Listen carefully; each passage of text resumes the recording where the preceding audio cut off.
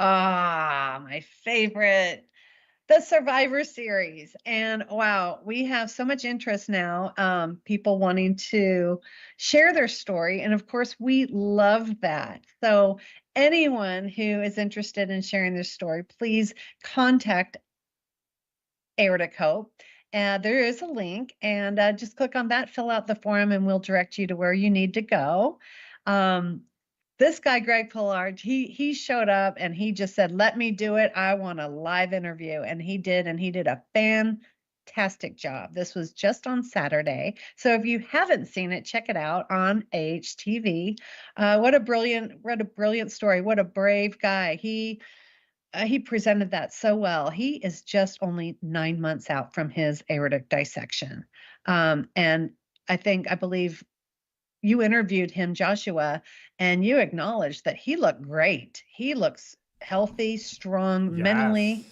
I Yes. know. He look not only did he look great and did he present well, but Oh, when we asked him about Pumphead, he was like, let me think about that." And so yeah. there's something to be said about how old you are when this happens. He's 46, 47 years old, Yeah. right? And so, the I want to other than Gabby, she's a young lady who we know of who has a genetic disorder that is the driving force behind her multiple surgeries. But I think her first one was at 19, right? Oh, goodness. And then we had, I'm drawing a blank on her name. Her and her husband were on there together. Amber. Amber, yes, Amber. Amber Amber. Williams. And Yeah. she was, I want to say 36. Okay, so for her, another genetic component to her dissection story. But even with her, she healed very quickly, and then so now we're seeing him. He's a decade her elder. He seems to have stitched back pretty quickly.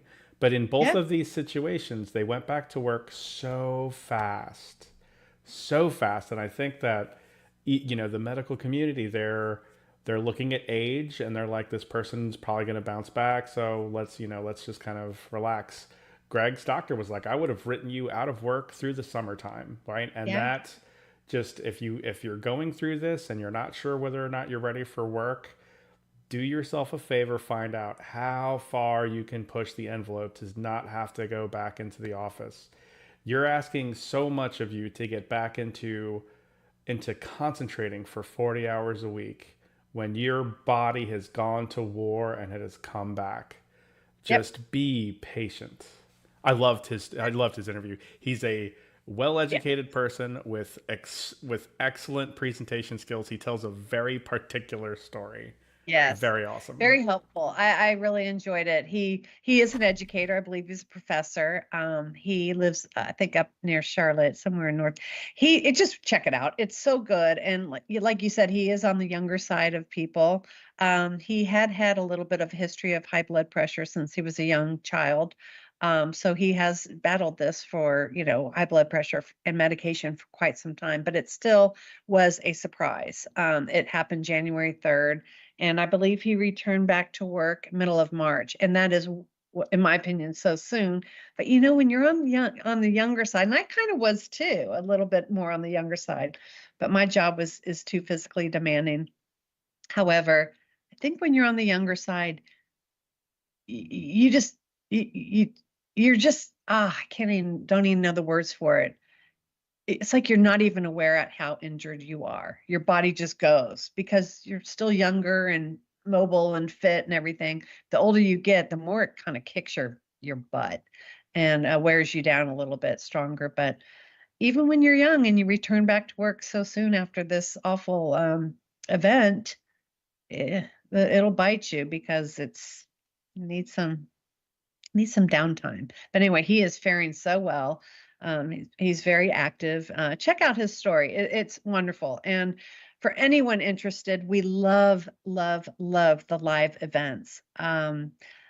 It's really special to do that because, yeah, well, the recorded ones too, but the live events are so great because we get to see you, hear you, feel you, and also interact with you. We can type our questions and comments into the live chat and kind of, pose some questions or give him, some accolades.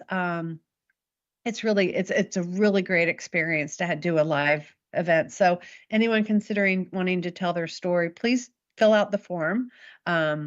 And yeah, join us. And we'd love to share your story live, recorded, or even written if you're on the shyer side and we're not quite ready. We also do written blogs where we will share your written story.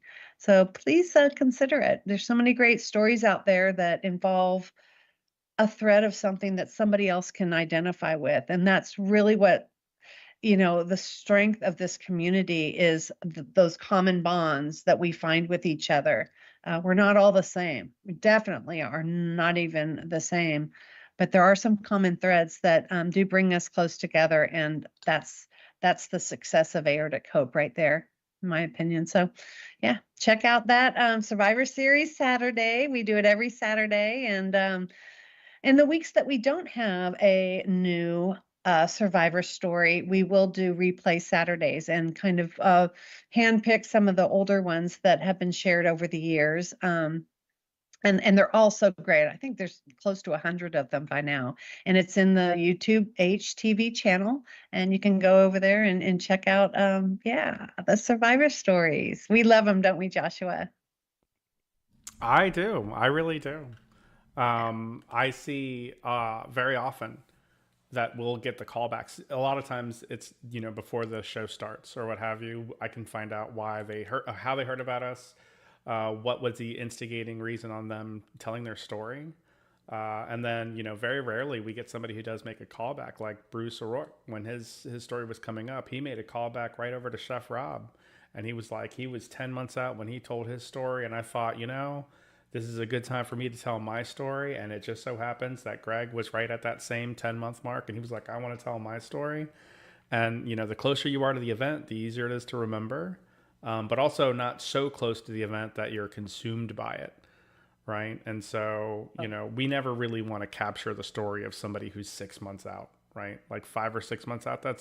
You don't think that an extra 4 months is a big thing, but that recovery curve just starts ticking upward pretty drastically. And then it plateaus and then it ticks upward and it does a little mountain thing where it kind of goes up and down a little bit and then it plateaus again. You have to be very patient with yourself, but those callbacks are huge. And, we put it right in there. Be the shining star in somebody else's path.